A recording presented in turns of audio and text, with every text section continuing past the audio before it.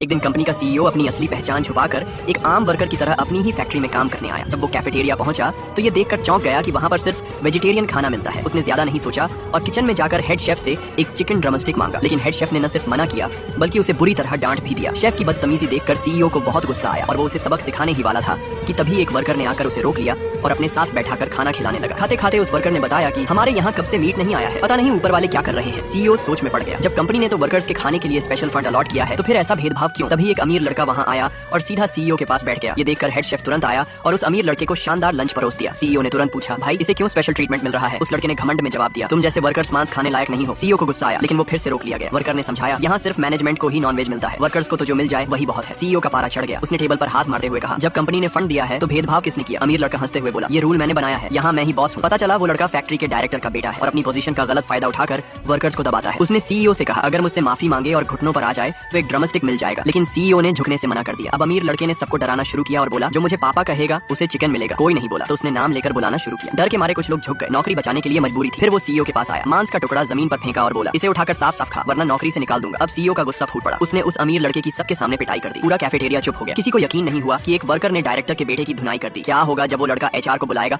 और सामने होगी उसी आदमी की बीवी, और जब असली पहचान खुलेगी तो कौन होगा सबसे हैरान? जानने के लिए चैनल को सब्सक्राइब करें और कमेंट करें। पार्ट 2 चाहिए।